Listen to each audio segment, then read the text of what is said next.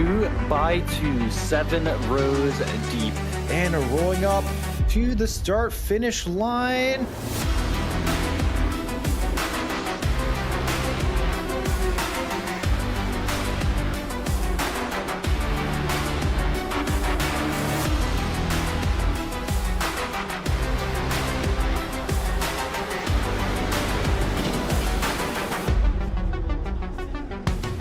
It looks like Asher going a little bit off track as the inside. As they can. Saber making an amazing dive into turn 1. And electroshocks off. Eggful gets the move. But MNU trying to take a move. Big contact from 5 different punches. Big incident with Snowdog, our leader. As we head into turn row, it's a big crash. It's a big crash between the two title contenders.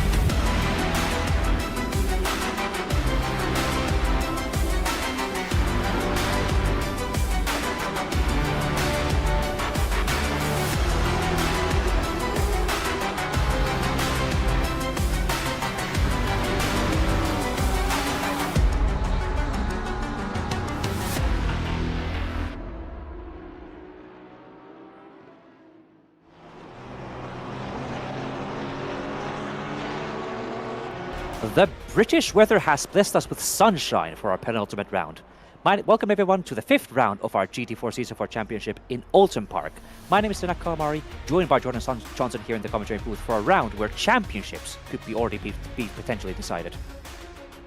Yeah, and an exciting round to jump into. I mean, what an amazing race we had at Imola, bringing it back to the British homeland, one of the best venues for GT4. There's nothing but high expectations for this race for both the championship and also the penultimate round of this championship.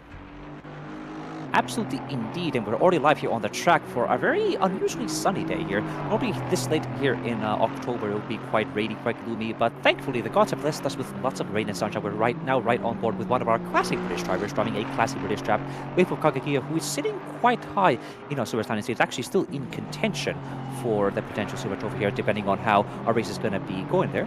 We'll be going over those points later on today because I think we're still trying to reel it back a bit from the craziness that was the last time around here in Imola. So hopefully this time around our drivers will be a bit more behaved, I have to say. Well, I wouldn't necessarily say that we were not very well behaved at Imola, but it certainly felt like we were coming to the close of this championship with just 2 races left. Everyone's really trying to make that last dash to the finish line, get what points are available to them, and every single one of our classes, minus our overall win, of course, because that was run away by our resident GOAT McLaren driver, but every single class had a last lap pass to the finish. So no one is trying to let this championship slip away. And I have just as much expectation that it's going to continue to be the same as we head into this round.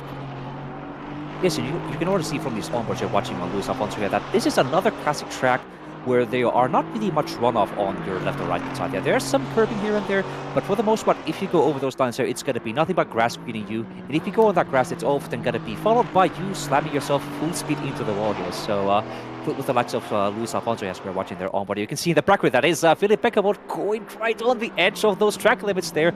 And it's going to be a big challenge for Philip Beckerwood as well here, because if they do get their wheels on the grass there, it's very easy for them to just spin out and hit those walls. So hopefully they'll be surviving this round as well.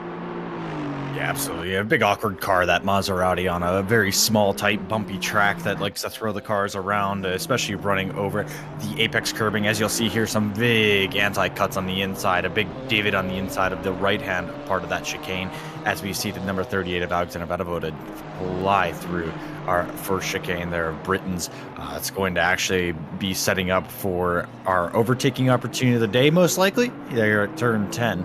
I expect a lot of dives, possibly even a lot of contact here, as there's some contact at the cone and an Aston Martin off track in front there. So it is going to be a matter of who is the most daring, who's ready to put the car in the limit, and really who is ready to risk it for the biscuit. Yes, indeed. It's going to be quite an interesting race here. Right now, we're going to be doing our full course yellow test as we always do here in our practice sessions here. But looking at our track map here, there are these 2 very dangerous, well, not really dangerous, but just very tricky chicanes here. It's going to be the chicane of Britons, followed by the Hislop chicane, from turn 7, 8, 9 to the second chicane on turns 10, 11, and 12. So those are going to be the two places where our drivers are going to be gaining or losing the most time, I would say. And that could be the difference, especially in the qualifying, to see if you're going to be getting pole position or starting up from P10. Yeah, absolutely. And it is just a classic driver's track. This is where a driver can make the difference in everything. So I think we'll see the people that are the most comfortable with their machines really thrive here. We've had some tracks where you can get away with making a little bit of a mistake.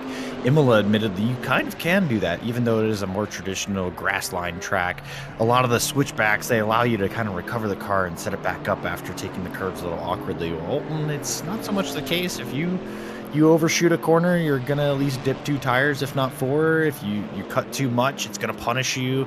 So it is truthfully about staying within your limits here. As you see Elias throwing a little bit of weave to get some energy into those tires. So also will be a big talking point here is, well, the tires through qualifying, our 10-minute qualifying stints, do prove to be quite a challenge. And on this track with the bumps and just trying to get some kind of energy through the tires, I think we'll see another banger qualifying session with laps going all the way to the very end. Talking about those track limits, Elias Flynn does not seem to be scary. He seemed to be afraid of those track limits at all here. We could see all of those corners. They were just going all the way on the inside of the apex there, dipping their wheels on the grass. So you could see those big puffs of dirt as we are not going to be watching on board with the Charter, our only Audi R8 driver here, now going through a full lap around the track here. And another challenge, I think, is going to be those track limits, especially around turn 1, that big long turn 1 corner. And there's going to be the other sweeping left-hander downhill here at turn 3, where you're going to be very easily going off track here, and they are quite unforgiving as well, which I believe if you even go a little bit too far onto that runoff there, you're already going to be invalidating your lap time here. So once qualifying comes around, that's going to be the thing I'm expecting the most. It's going to be drivers pushing a bit too hard and getting their track lap times invalidated here, and the track is going to be shorter this time around, so you will have maybe 4, 5 attempts to get your lap times in once the 10-minute timer starts. But you still need to be very careful, especially on those first couple corners and hitting the track limits. Especially those first couple laps, because you don't want to spin the car off and throw off your tire warming. There's a lot of low-speed corners here, so you don't put a lot of energy into the tires. And it is quite a challenge here. This is one of our fastest corners on the track. This is Druids. Not to be mistaken for Druids at Brands Hatch. I've made that mistake plenty of times, but it is probably one of my favorite corners on the track. You kind of intentionally miss that first apex, let the car kind of filter the rear end and start to kind of twist and slip the car around the corner early on throttle to get a good run down to the final corner. Another good overtaking opportunity. That's Lodge corner as we head into turn 1, and this is a very similar challenging corner. Don't take too much inside curve, otherwise you'll kick the rear out there, as the number 10 has found out. But yeah, it really it's a classic, this historic track, and I think our drivers will really be putting on a show here. Absolutely, indeed. And looking at our lap times here so far with the end of our practice session here, we are still seeing our Super Silver Horace Volpes here in P2 with only about 3/10 off from the leading time here of a 42.3, whereas Horace Volpes has their time at a 142.6. So they seem to be definitely staking their claim on being maybe a class higher from their usual silver positions. I remember all the way back when I joined Simufur, I think it was in 22, Horace Volpes was a silver driver all the way back then. They've been a silver driver so far, but it seems like over the years they've finally been able to finally unlock the pace they've been missing, especially in that Ginetta G55. So I feel like at the end of this season they might be seeing themselves with a promotion. Yeah, quite possibly. As we see our end of season promotions, there's a couple drivers that have really slated their name to move up, and a couple drivers that are just at least sitting right on the fringes there. Juarez has done a really good job to get themselves around the GT4 this season, and they're traditionally a little bit more of a GT4 driver than a GT3 driver, just from their preferences. And it's very good to see them on pace and honestly at the top of their class, and I'm really excited to see what they're able to kind of continue to provide, and still got to finish out this championship. They got a big title challenge ahead of them regardless of where they go. Speaking of our title challenges, I think with about 30 seconds left on our practice session here, we can have a quick look-see on what our point situation is going to be like, because there is going to be quite some tough championships in all the classes here, but there's also a potential for some championship titles. As we roll into the title championship, well, Luis Alfonso is holding the lead with their 1 win, but if you look behind them, they are hotly pursued by Tyler Van Beek, who is one of our gold drivers punching above their weight to challenge for that overall championship. Luke Packer and Daniel Taberner, people we have seen as our protagonists trying to fight for each of those race wins, while they're sitting in P3 and 4, or as Volpez, our Super Silver, has put themselves in P5 overall. You look shortly behind them, Inigo Lopez in P6. Blade Wolf Kaigakio is also just behind Orez in that top 10. Louis Armstrong, Philip Beckvold, and Vossi Tigers are also hotly contested in those top 10 positions. But looking down the rest of our order, it's really, there's not a lot of points to be shared between these drivers. There's 1.2 points, and you could see yourself up half a dozen positions. So everyone's going to be fighting to the very end. And of course, those drop rounds play a little bit of havoc as well in the championship. Looking at our gold standings, Tyler Van Beek is basically running away with it, you would think, with those 3 wins, but they've been chased down by Daniel Taberner every single race, sitting at only a 7-point gap, even though there is a 2-win void between the two of them. Inigo Lopez also putting their name in for an outside shot at that championship, but they do have quite the mountain to climb at a 14-point gap. They're going to need a little bit of luck on their side. Whereas Volpez, our Super Silver, once again putting in a lot of good results, a lot of good efforts, 2 poles in their class, while they're also still chased down by Blade Wolf Kagakio, and again Jesser Swingley with an outside chance, as well as Charter Dolphingra, who is trying to get in there, but about 19 points. It's a big gap to try to close up. Jumping on over to our AM standings, Frey Fireblood is basically running away with that AM championship. Only protagonist I think that could make that gap close up is Wolf and Foxdale, sitting about 14 points adrift, but with 4 wins to their name and 3 poles in class. Frey Fireblood is doing extremely well to run away with that AM championship. But the end of the podium positions with Adam Norhalum and Dan Maurer is hotly contested. You could see a big change in P3 there. Lots of fighting in all of our championships here, but a quick reminder on Frey Fireblood is that they have such a big lead at the moment here that if they win this race here and Wolfing Foxtail, I believe if they're not going to be at least 2nd or 3rd, I'm pretty sure that as long as Frey Fireblood can win this race here, they're going to be locking their championship title at the end of this race here. But we're going to be watching that later, because now it's going to be time for qualifying. With first our AM and Super drivers here, we're going to be soon watching the onboard of Horace Volpez here to take us on our first lap around the track here, but with a bit of a shorter lap around. It's going to be also less time to get your tires up to their temperature here, so that could also be affecting how fast your first lap is going to be. Absolutely, and honestly, with a car as light as the Ginetta, it's harder to get the energy into those tires, so it kind of proves how good of an effort Ores has been doing to get these tires up to temperature with only a 10-minute window and to really get the car fired up. Doing a very good job on their side of things in 406, and they are hotly contested by that car directly behind them in our foreground of your shot. That's the Lycan Racing Aston Martin piloted by Blue Kagakio. But we're going to jump on board here for a very fast lap around Oulton Park in the Ginetta G55 piloted by Orez Volpez as we head down into turn 1. Old Hall corner, you're going to spot the banner on the left-hand side, braking about the start of the fencing, tip the car in early on throttle to balance the rear end, but a lot of understeer and oversteer as the track changes. Turn 2, not really a corner as you kink the car over to the right, open up for the left, braking hard on the Marshall post on the right-hand side for Cascades, and getting the car careful to track limits on the outside, car pulling itself all the ways to the edge of the track as we head down Lakeside Drive, heading the car up to Island Bend. Normally a near flat-out corner in GT3s, just a big lift, maybe a drag over the brake into Island Bend. Hard on the brakes as you get the car to the left-hand side of the track to the hairpin. A lot of camber on the inside here. Really can get on throttle early and drive the car out. Now setting the car up for Britons, you want to drag the car to the right side of the track, cut the left side very aggressively, take all of the right-hand curb early on throttle to get your run down to Knickerbrook corner at Hislops as well. So turning up to turn 10, you're going to be braking about 75 meters here. Looks like most of our signs are actually already gone, but cut a lot of that inside curb, a lot of the second curb as well. Open up the car for turn 12, get a good run out. There's a little bit of dirt in your face as well. That's going to be a pretty normal racing line for most of our drivers driving through the dust as we head towards Water Tower and Druids, getting the car over to the left through the kink. Basically missed this first apex, get the car tipped in for the second early on power, drive it all the ways out, and setting up for your final overtaking opportunity and final corner of the lap. Hard on the brakes is that asphalt change on the left-hand side. All of the inside curve, a lot of understeer over the crest and early on throttle to drive the car out, and using all of that exit curve, or as Volpez will set a pretty strong lap as we cross the line here with a 142.5, and I'll be really interested to see how the rest of our silvers are able to chase that down.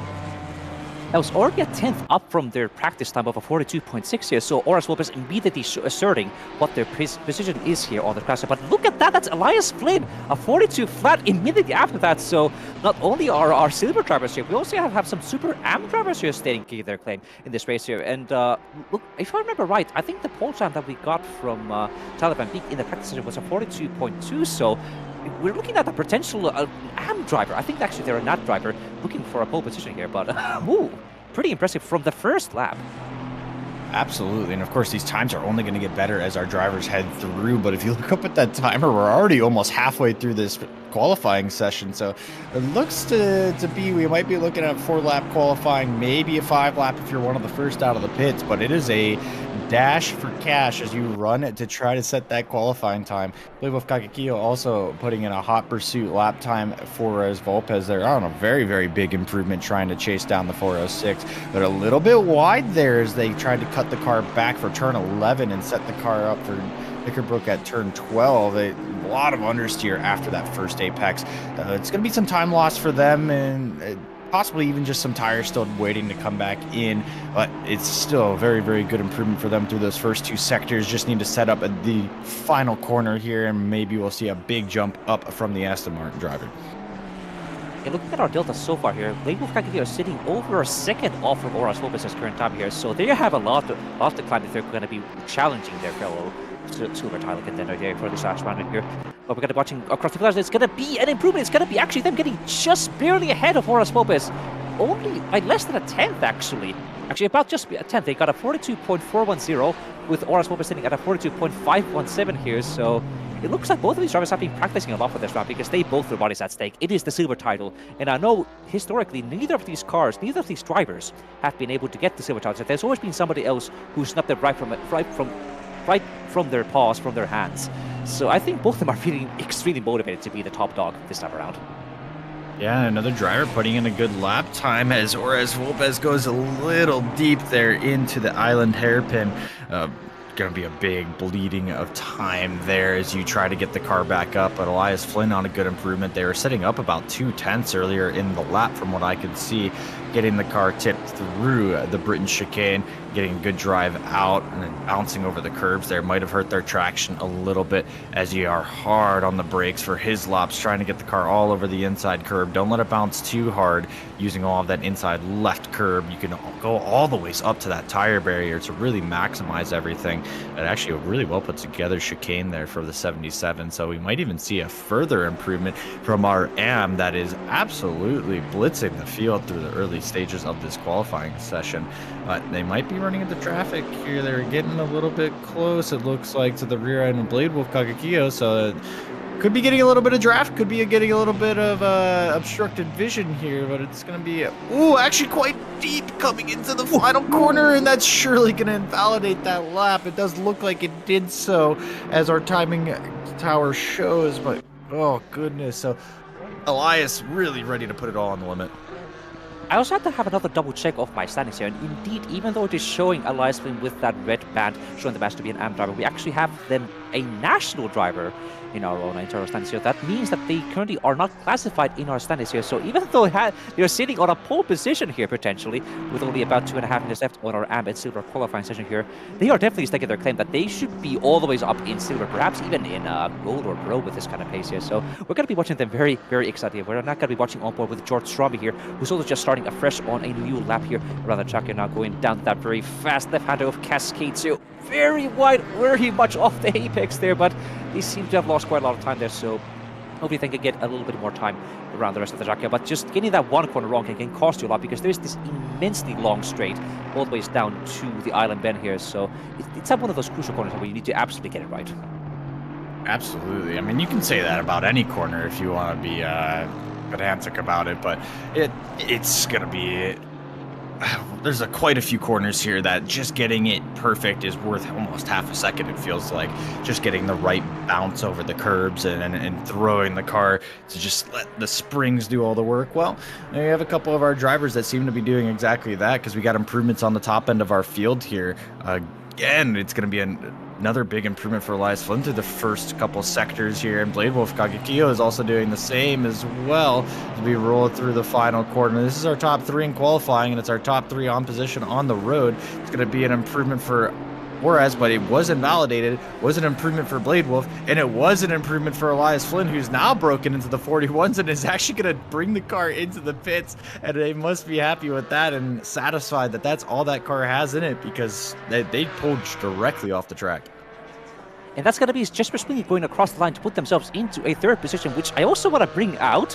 Another fact, a funny fact that we've seen from, I think it's Charter, currently sitting in P4, that literally every single race, almost every single qualifying, the Audi R8 driver of Charter, they've been sitting 4th position at the end of every single race here. So this seems to still be the case at the end of this qualifying session here. Now with the AMS, now with the AMS and Silvers done with their qualifying, it's going to be now time for the pros and golds here. But if we want to talk about Mr. Consistency, I think Charter's going to be the one with their continuous 4th positions in every single race so far.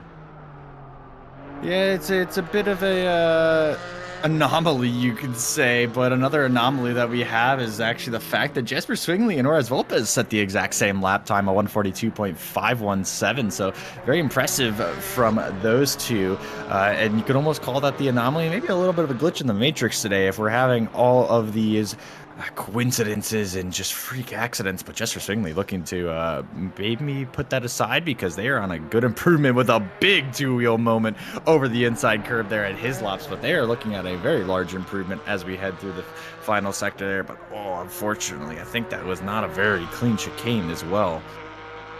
Yeah, it's looking like all the gains they were making in the first part of their lap here just got all lost from that one awkward moment in chicane. They're now sitting 2/10 off this, so they're either going to have to make a mega send over this last corner here, or they're just going to be sitting at that exact same lap time for the corner. We're going to be watching them very closely now. Just going to get the brakes just right hard into that last corner there, unleash the power to that final turn 17 corner here, that side left bend here. But I don't think it's going to be quite enough. They're sitting at 400 over the personal best time, so it's not going to be an improvement. It's going to be Blake Wolf Kagekio sitting at a pole position for the silver class here with, I think that's going to be George Surami in AM, unless they are also another silver driver. I'm not sure. I'm going to have to check that again later here, but indeed it's going to be Horace Volpez and Jesper Swingley, both with identical lap times around the track here, but because Horace Volpez was the first person to set their lap time of that 42.517, they're going to be ahead starting in 3rd.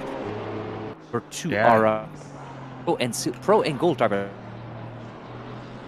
Yeah, and so as we head out onto our pro and golds as we get ready for qualifying, to kind of take a look at our lap times, and it looks like it's taken us about 2 minutes to get out for that initial start of qualifying, but we have a couple of drivers trying to get the energy in those tires very, very aggressively as Luis Alfonso leads this pack as well. I believe that is the McLaren of Tyler Van Beek behind them, and then immediately chased by Philip Beckevold. So it looks like no love lost, no space on track, even though there is plenty of space afforded to them. All these drivers want to take as much as they can, as it looks like actually Tyler Van Beek finally backing off as we head onto the first flying lap with our golds and pros. Luis Alfonso, our overall championship leader here, ready to take us with another lap.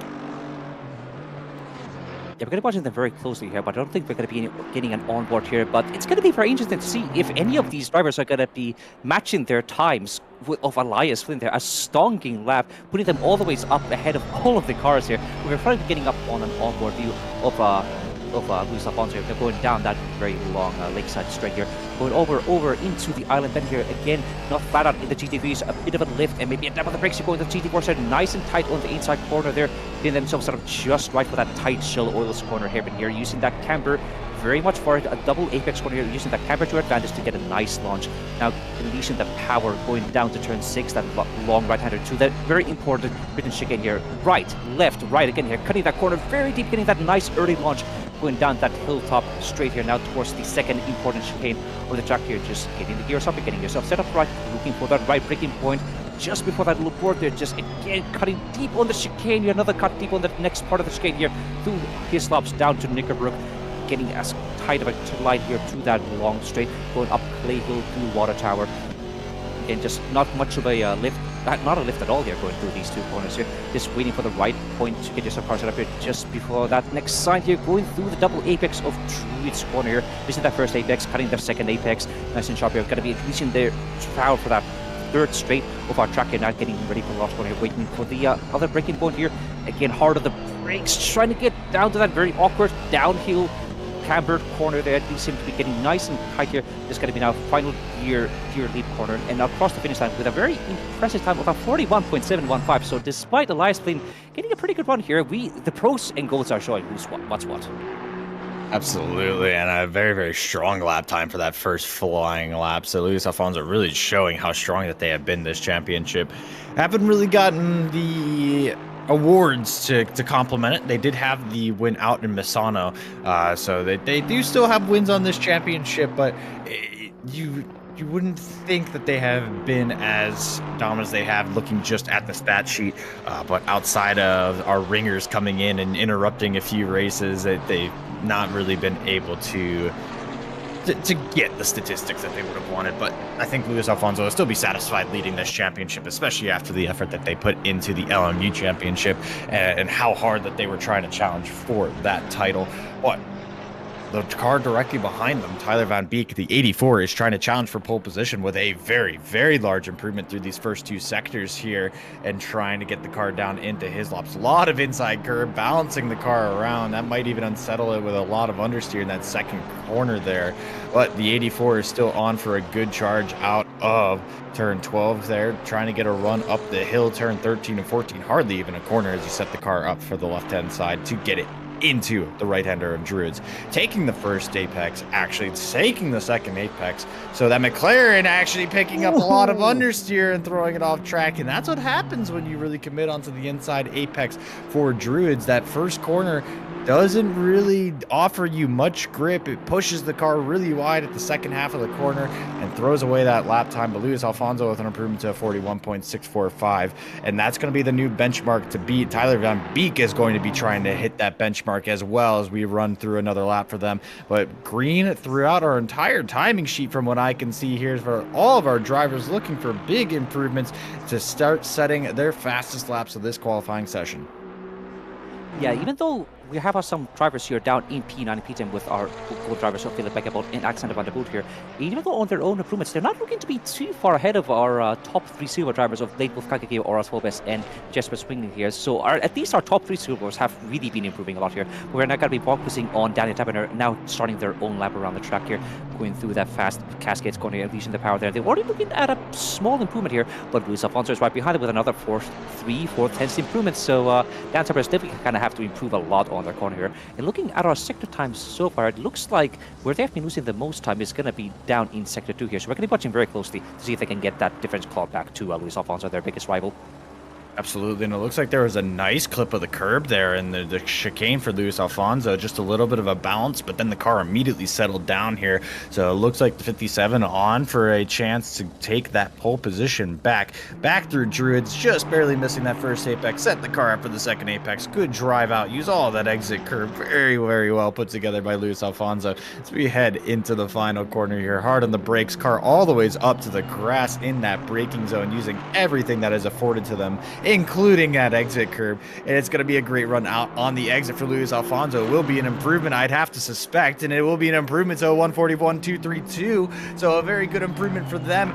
Indeed, Tyler Van Beek with an improvement behind, but only a 41.705. So they are missing out just a little bit, as Daniel Taberner now with a chance to respond and reclaim their pole position. It was a good lap through the first two sectors, but was that final quarter good enough to get their pole position back? No, it is not. They are sitting only 600ths of drift at a 2.97. So Daniel Taberner needs to kind of put this lap down on the last two laps. Final attempts are getting ready to cross the line here. So once that timer hits about 1 minute 40 seconds, you'll see each of our drivers come across the line for their final attempt here. As you see one of the white flags being waved for slow cars, surely just giving way for one of our faster qualifying drivers.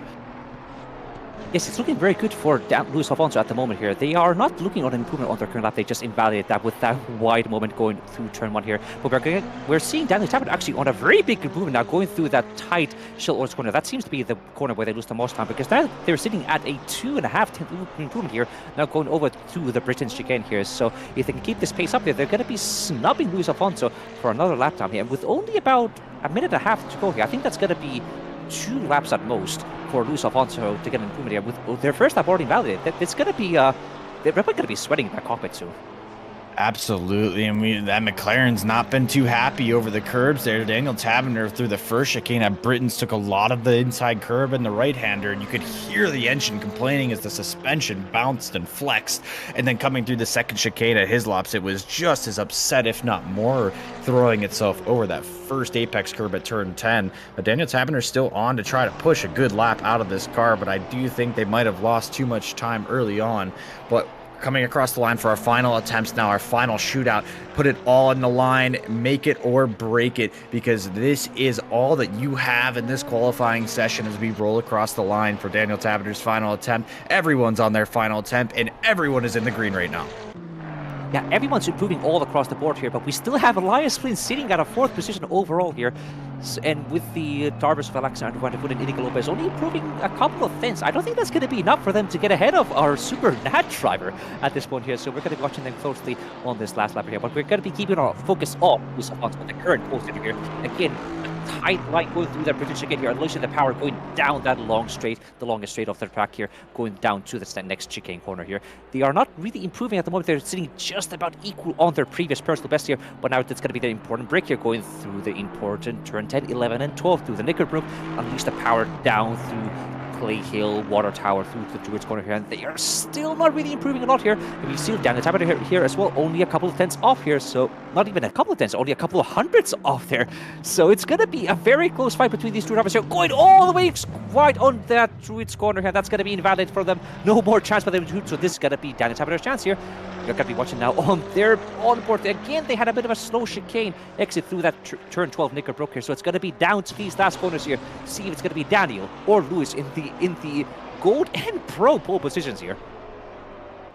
Yes, and it's going to be a big run out of Druids here as we set the car up. A good run out of the Druids complex, and then hard on the brakes as we get set up for the final corner here. Use all of that inside curb. Daniel Taverner very, very deep, looking for something on the exit there, and I think that might have cost them a little bit. That was a lot of understeer coming into the corner, and it does not look like it will be an improvement. It will not be. So Luis Alfonso will take that fastest lap time, our pole position, and we'll be leading the field away as we make that very dramatic run into turn 1.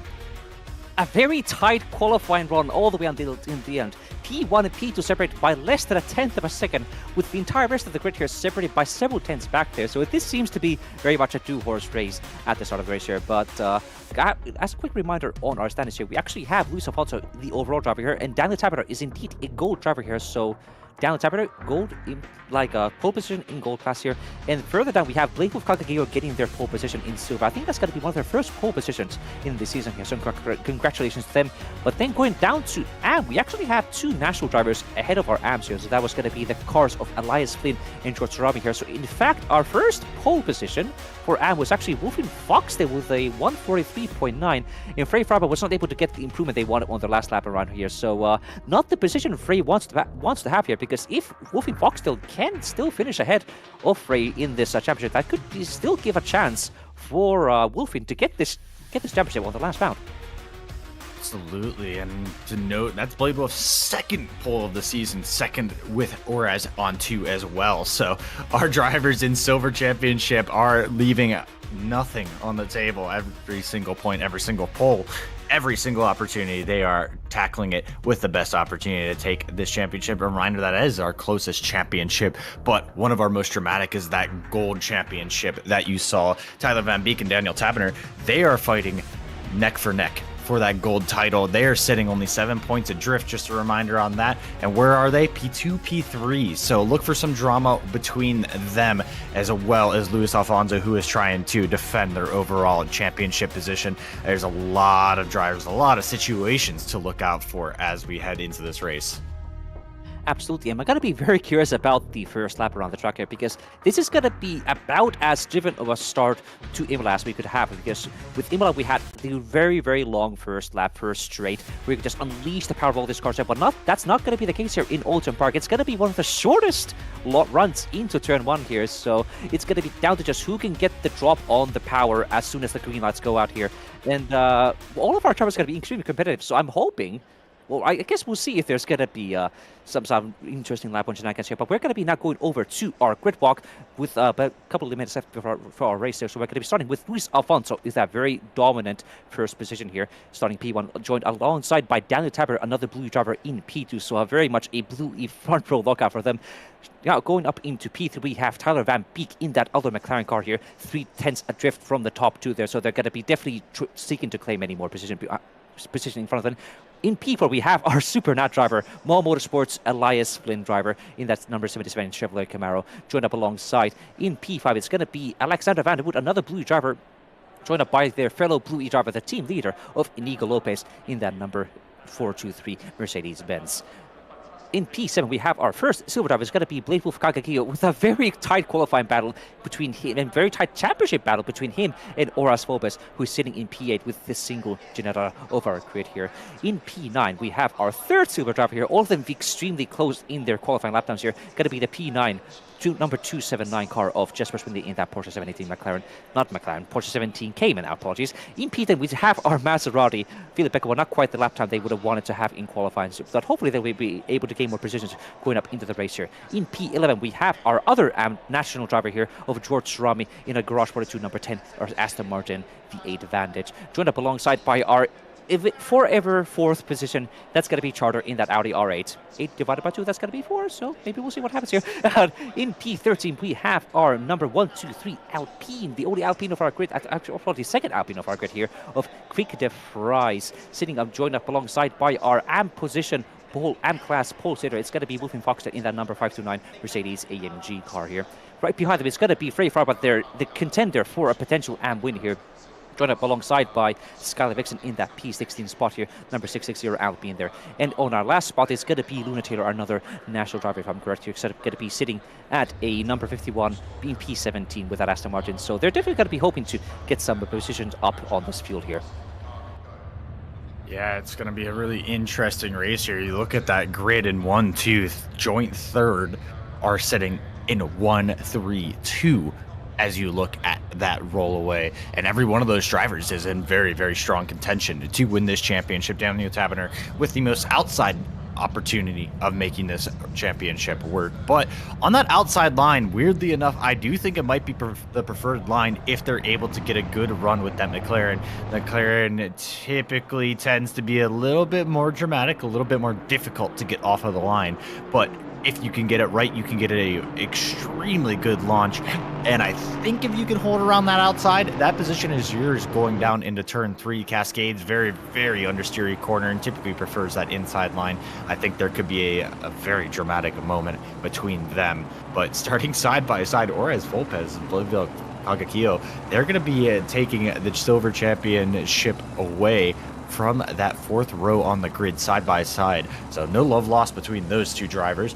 Now joint tied for the most pole positions in silver class. I think they would be looking for some kind of fireworks to be firing off in the back of the grid there.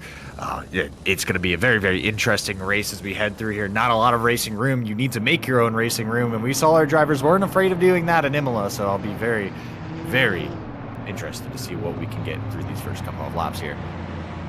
Oulton Park is not going to be as forgiving of a track as Imola may have been, with a lot less runoff, a lot less space on the track in general. So these first couple corners are going to be very interesting, with turn 1 not being that tight of a corner. So with Daniel Tabber starting on that outside line there, they could have a chance to just make a big lot on the outside, which is then going to be turning into the inside, going to turn 3 here. So I'm going to be watching that number 2 McLaren very closely to see if they can get that launch, because I think that could be a potential championship title decider there if they can keep that momentum going into this race here and also into that last round, which is going to be in Zolder. So it will be very much interesting to see for sure. But I'm also going to be watching Elias Flynn very closely right behind me in P4, because I'm pretty sure that all of these 3 cars, the number 2, number 2, number 3, Luis Alfonso, Denak, and Tyler Van Beek, they're going to be fighting very hard there. So if any of those cars are going to be having any incidents on that first lap, that's going to be Elias Flynn in that Camaro, right there, ready to claim an overall podium position on a, well, also still classed as a Nat. Yeah, I mean, we've seen a lot of drama. We've seen a lot of incidents come through the early stages of this season, so it'll be interesting to see. Elias Lynn definitely in the optimal position, if anything, for a opportunity to take some big points if they were able to score any. Of course, National don't really have that opportunity, but it'll be interesting to see. They've done a very, very good job, and I'm curious how they will do for the end of this race. Yes, with the end of the formation lap here now coming up with all of the cars, with also Philip Beckervold going on the grass there to avoid having some incidents. Just a reminder, the cars are ghosted all the formation lap here, so we don't have to worry about any incidents here. But good avoidance from Philip Beckervold in that Maserati here. But now with cars going side by side, 2x2 for the last corner on the track here, it's going to be a very, very tense launch. Yes, absolutely a very tense launch as you see the Bluey drivers, championship challengers, head up to the top of the hill. Lining up side by side, eyes up to the 5 red lights, getting the cars ready to launch. Will it be a challenge into turn 1?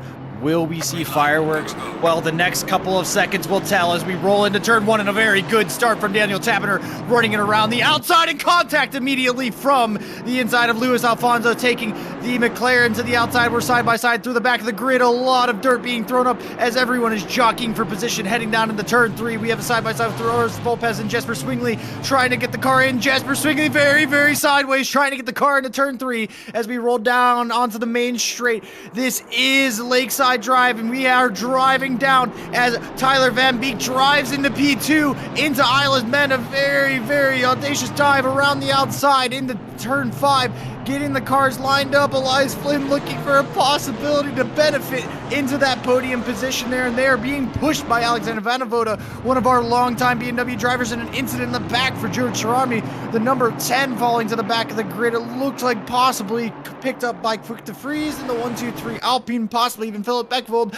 Contact markers for every single one of those drivers back there, and Daniel Taberner now looking like they are on the back foot trying to recover. As a big bump as well. The car's not responding how they want to, and that might open up the door for Elias Flynn, the supernatural, to run up into this podium position. It looks like they weren't close enough, but Philip Beckervold surely is, to try to make a move on the Audi of Charter as they make the run towards turn 15, Druid's corner. That very, very hard to drive Maserati trying to find its way around the Audi, which is just filling up the front end windshield of the 81 here, not able to find a way past. But it looked like our drivers, after that little contact in the island hairpin, have found a way to put themselves in single file.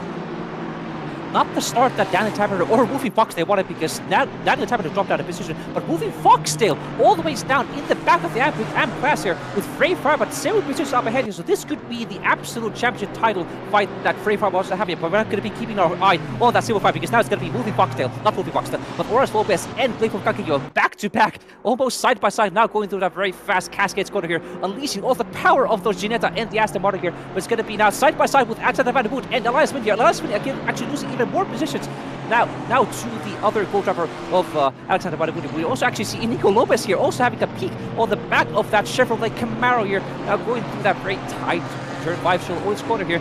It looks like Elias, despite their good qualifying, they are not as good in the race. They're just losing a couple of positions here. We also see in the back, that's going to be again Oras Lopez chasing into the back of that Aston Martin here, with also the other contender, Jesper Swingley, right behind them as well. That's going to be potentially an advantage for Jesper Swingley to go side by side with the Ginetta, going into that very tight, very twisty Hislop's corner here. But it's going to be Jesper Swingley backing out and not deciding to challenge that for now there. But they are fights happening up and down the entire length of the grid here, with only a second, not even seconds, between all of these competitors here. So we're still going to be a lot more fighting to happen.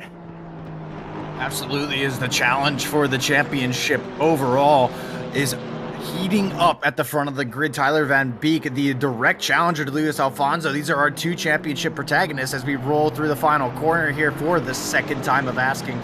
We are going to go down into turn 1, and it might not be an opportunity for the 84. It looks like a little bit better run for the 57 to run their way out as we get through through that first sector. It does not look like there's going to be many opportunities here for this McLaren. It's a very, very wide opportunity for Daniel Tappiner here. It got to be careful of those off tracks as well. Very possible to pick up 3 and 3 too many, as you'll pick up a drive-through penalty if you use all of those off tracks. In turn 1, probably going to be the most likely spot of picking up those incident points, but making sure that they don't have an incident here. This is our silver championship battle, as Blade Wolf is under heavy pressure from the 406 Jeanette, and it looks like that Jeanette is extremely strong through Island Bend, possibly into the hairpin, and it looks like they're just a little bit too far back to make a lob into there as we head into Britain's. Get the car over to the right-hand side of the track. A quick left-right flick. Are you able to get the run out? It looks like Oraz was trying to, but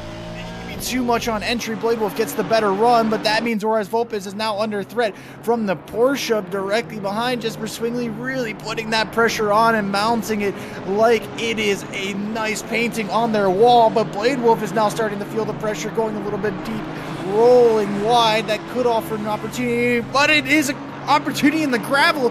The 81 Maserati, possibly a mechanical issue. Didn't look like there was any incident there, but Philip Beckevold, I think, is out of this race.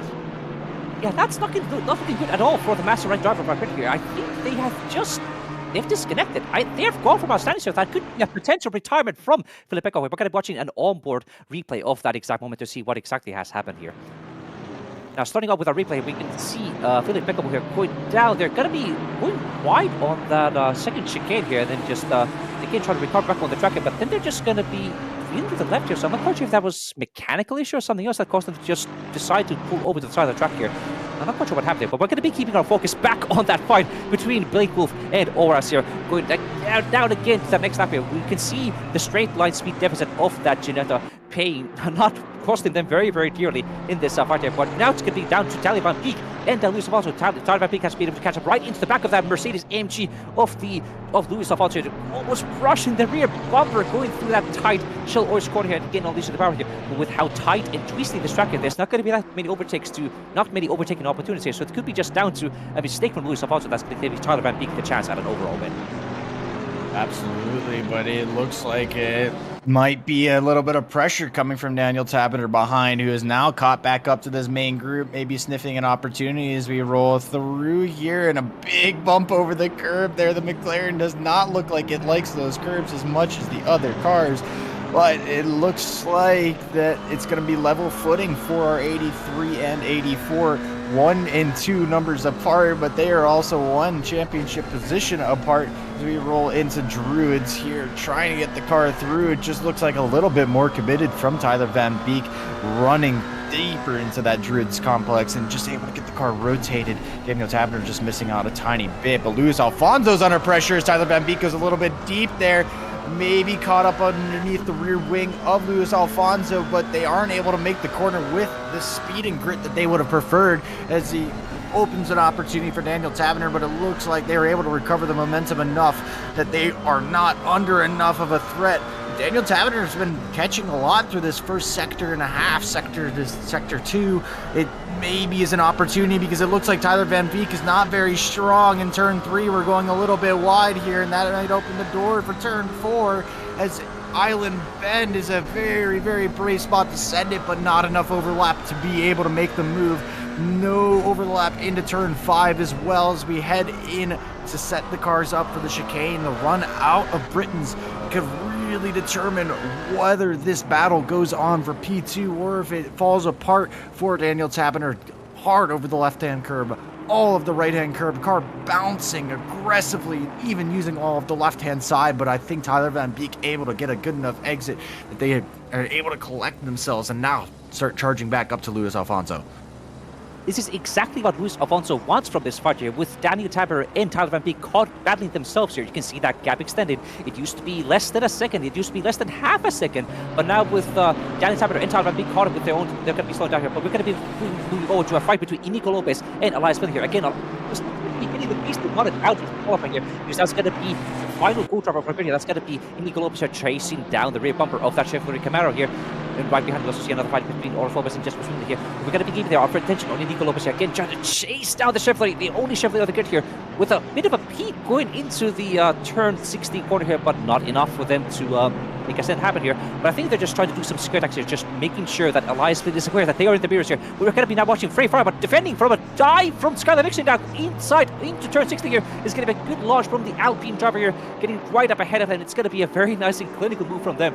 Get ahead, but that's going to be the power of that Aston Martin right behind it. They're chasing down that long straight, going up into that old corner here, but there's going to be now back over to Oras Lopez, who again has not been able to make any dividends on getting past Blade Wolfkaki, but that could be a chance here. We can see Blade Wolfkaki going a bit wide there onto that Cascades corner here, but again, it's that lack of straight line speed on the Geneta that they are not able to capitalize on that opportunity. That could be the one thing that's going to decide the championship fight here in this round. Good chance it might, but Oras Lopez is really pushing at that 142 around the track, so I think there's a possibility of any kind of mistake is going to open the door for the 406, and I think that's exactly what Oras is waiting for, as Blade Wolf goes a tiny bit deep through Britain, so maybe even the first signs of a chink in the armor for Blade Wolf Kagakio. It could even be an opportunity for Oras Lopez, but I don't think the exit was good enough to offer an opportunity to maybe stick their nose into the inside there. But the Porsche of Jesper Swingley also looking to benefit of any kind of drama that comes from these two drivers. So Oras Lopez is in a very tricky spot. They might only have one attempt to make this send work before Jesper Swingley tries to benefit and maybe even does benefit getting their car in front of them, and then that job becomes 10 times harder, having to pass two cars rather than one on an already difficult to overtake track. But there's a lot of difficult opportunities that are going to come through the back section of the track here, because Frey Fireblood got back past Skylar Vixen, and you also see Quick de Vries and the other Alpine who is swarming the back end of that 660 Alpine that is trying to put some pressure onto the back of the Aston Martin. It looks like they carry very good entry speed and might even be looking to put on some kind of opportunity heading into turn 1. Frey Fireblood is leaving that door open for right now, maybe not even close enough for Skylar Vixen to make an opportunity into 1, but that Alpine looks like it is ready to move up the grid, and it's ready to do it now. They are fighting extremely hard for this position, and with Frey Fireblood being only an AM driver here, with the two Alpines behind it being a silver driver, it's going to be a dive from Skylar Vixen going into Cascades corner here, up on forcing Frey Fireblood going deep on the outside here to avoid any contact here. That's going to be a beautiful win. Indeed, got to be giving a chance for a Quick de Vries to have a peak going up into that turn 4 corner here, almost side by side in that very fast left-hander here. Good them to be avoiding here, but looking at the gap here between Frey, I think that was the Frey actually just slowing down and letting these two silver Alpines go through them, because it is not their fight. The fight they are caring about is going to be with both backs away back then. We're not going to be keeping our attention now onto Elias Flynn, right in the rear bumper of that BMW N4, going through the tight Hislop's chicane here, with also Inigo Lopez right behind him, ready to capitalize on any mistakes that might be happening from these two drivers here. It seems like Alexander Bonnewood was able to get that early launch and get right past around them, but that's going to be down to Oras Lopez again, getting almost to the rear bumper of Blake Wolfkaki of that Aston Martin advantage here, going up the hill towards that important, very fast right-hander of Druid's corner here, trying to get not gonna be as good of a launch from Oras as Blade Wolfkaki, which gonna be giving an opportunity for Jesper Swinley to have a bit of a peak there, going up on the inside. But again, no changes in position here. It seems like these three silver stars just completely inseparable throughout this entire race. Less than half a second between all of them here. That's going to be a poor launch from Oras Lopez, giving a chance for Jesper Swinley to maybe have another peak going up into turn 1 here. Again, there does not seem to be any moves to be happening here, but these cars are definitely on the absolute peak of their grip, absolute peak of their skills here, just trying to not crash and also get some positions made here.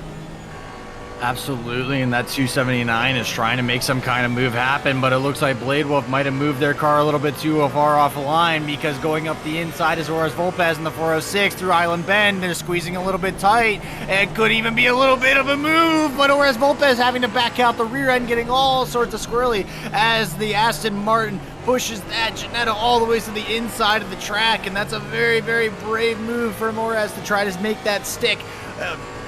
Very on the limit defending as well from the 142, but I think the Geneta driver's not going to take too kindly to that, and they are going to be pushing their way past at the first time of asking but you got to get all the ways up and get that overlap, whereas Volpez looking like they want to make that dive there. Blade Wolf is a little bit deep. That could open the door to make this run to Druids, with just the power deficit under that initial phase of traction. It's just so much better for that Aston Martin to get a drive out.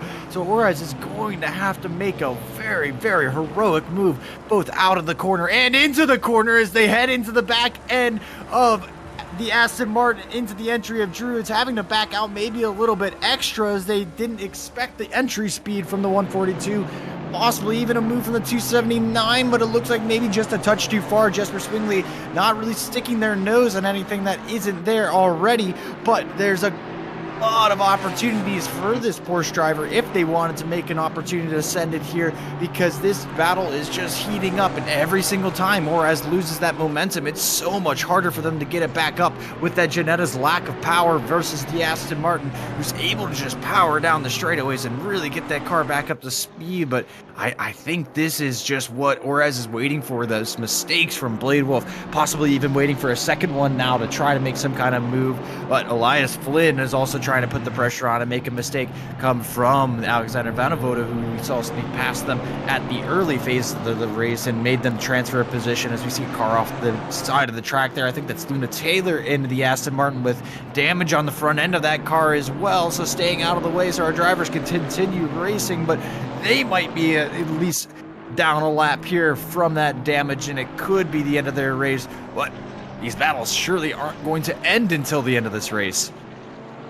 What is definitely not ending is this fight between Elias Flynn, Nico Lopez, and Alexander Van der Voort here. Now he goes through for the 8th time around the chicane here. Again, no changes in position here. So they're all just jockeying for position, but with how tight and narrow this Oulton Park track is, there's not going to be that many opportunities to make those overtakes happen here. Again, we can see Orez Lopez almost kissing the rear bumper of that Aston Martin V8 advantage here, almost going sideways several times around this track here. We also saw that in the onboard a little bit earlier here, how Orez Lopez basically drifting through the exit of Shil Oil's corner here, just trying to keep their car in the line there. So we can see it seems like Orez Lopez has the better pace of these two leading silver drivers here, but with how tight the track is, and with Blade Wolf Kakagio able to put their car in the exact right position to prevent any overtakes from happening here, it's going to be all down to Orez Lopez to just keep applying the pressure, hoping that Blade Wolf will be cracking and then make that move happen here, because I don't think there's going to be any other way for these two to be changing their position at this point. At this moment, I don't think so, whereas Volpez has been getting some very, very good runs, and it's not been able to come to fruition, as it looks like well put together through the Cascades corner complex. And you can just see even directly in the toe for that Janetta, it's just getting walked away on the straight. So not only do you need an overlap, but you need an overlap that can offset that straight line difference from the Aston Martin, just able to drive its way out. I mean, look how much better the Janetta handles through the corners. It's able to close that gap under braking and under that mid-corner sequence so much easier. Loses a little bit on traction, but then is able to just throw it in so much harder and drive it out. And actually, this might be one of the best runs coming in from the Janetta, the 406, looking for an opportunity down in the Hislops, showing the nose, possibly even a move as we head into Hislops. And it's not an opportunity that is going to be able to be sent through.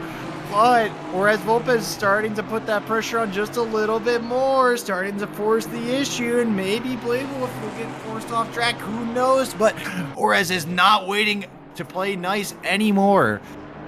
Somebody who is also not waiting anymore is going to be Tyler Van Beek, who has again caught up to the rear bumper of Luis Alfonso here, and fighting for that overall win of the racer, despite only being a gold class driver. You can see just how close the pro and the gold class drivers are in our standings here, with these two jockeying for their overall win here of the track. But we're going to be going back now to a fight between Tyler Van Beek and Luis Alfonso here. Again, still keep our focus on that. What seems like they had a very poor launch going out over the Cascades corner, but we can also see at the back of that's going to be Charter going very close to the rear bumper of Swingley. It's going to be going side by side. It's going to be contact. It's going to be contact between the two cars. It's going to be Charter spinning right around there. It's going to be losing a disastrous amount of time in that tiny moment there. So you can just see just how tight these gaps are, with only the tiniest bit of contact, just losing the massive amounts of time. That's a hard break for Charter here, but hopefully they'll be able to get back up onto the fight here. But with more fights happening, that's also going to be Vic de Vries and Scarlet Vixen again, almost bumper to bumper here with the two Alpines of the track here, trying to get the jockeying position over each other here, and with the same machinery behind them, there's going to be not that much of an advantage for either of them around the corners, around the straights, or anywhere else. It's just going to be down to driver's screen. It's going to be a big send from Creek to Fries through that chill orange corner here, getting even closer to the rear bumper of Scarlet Vixen. It's going to be a very, very hard drive going now into the Britain's quarter here, backing out a little bit here. It's not going to be as quite a launch here, but it's going to be a bit of a wiggle here coming up from Scarlet Vixen, with also a bit of a wiggle. It's going to be Scarlet Vixen. It's going to be Oris Lopez. I'm not quite sure what happened there, because that's going to be Oris Lopez going sideways on that second chicane here, giving the position back to Breakful. I want to see what exactly happened there. Yeah, our drivers being thrown all over the track, debris being thrown all over the track as we see a little bit of chaos coming through, but Oris Lopez coming into the chicane here, maybe even an opportunity. We saw them try to go for a send last lap, and it's going to be hard on the brakes, and it's a huge send heading in this lap, and actually almost collecting Inigo Lopez in the his lap chicane. So a very, very late braking moment, surely caught off by Blade Wilson braking as well, but well done to survive that, not pick up anything more than they needed to, other than maybe a elevated heart rate. But Elias Flynn trying to elevate their position as they head into turn 3, continuing this battle with Alexander Venavoda, who snuck past early on, and they're really trying to make their life difficult and trying to get past these, or get that 77 past the 38 BMW here as we roll into Island Bend. And that Camaro just looks very well planted. The front end just tucked into that corner, but Alexander Venavoda really, really trying to step up and take that BMW to the top end of the podium. And this could be the overall battle for the podium if an incident happens with that top group. Only a couple of seconds back are these cars from that lead pack that we've seen battling out, but anything is possible here, as well as we've seen some of the incidents that have come from the previous rounds of this championship. Well, maybe we'll see another incident later in this race. You can definitely see who is cracking under the pressure with Oras Lopez making the send of a century. But you also need to remember, you need to break into a corner, Oras. You need to make sure you can stop the car here, which they absolutely did not, but good job from them on saving their car, not collecting anybody in the end here. But I believe if Inigo Lopez was a cat, they would have just lost one of their lives here, just avoiding that huge incident right behind them. And I believe there was also a brief off-track moment from Inigo Lopez that caused them to drop out from this fight between Elias Flynn and Alexander Van der Hoek here for that potential podium race here of our Oulton Park race here. But we're going to be still watching them very closely here. A bit of an oversteer moment from Elias Flynn going into that turn 16 corner here, flooring it down that long straight here, but it's going to be the advantage for Alexander Van der Hoek. With now our pit window open as well here, this could also be an other opportunity where if the likes of Elias Flynn or Quick the Fries might get stuck with the cars ahead of them, they might just instead opt to go into the pit here. And even though that's going to be not the most optimum time perhaps to go to the pit, this could be, the clean air might be just what they need there to then get around with an overcut or an undercut from the competitors ahead. Absolutely, and this is the track that bites back right now, because there's been a couple of our drivers now that have had big moments. We've seen Inigo Lopez lose a lot of time. We saw Oris Lopez have that big off-track. I also saw, I think it was Jesper Swingley who had a little bit of an off-track moment in one of the battles. So very, very easy to lose large chunks of time, very easy to have big moments as well. So I'm sure there's something that we've missed as well in terms of drivers who have had off-tracks, because they have been so frequent.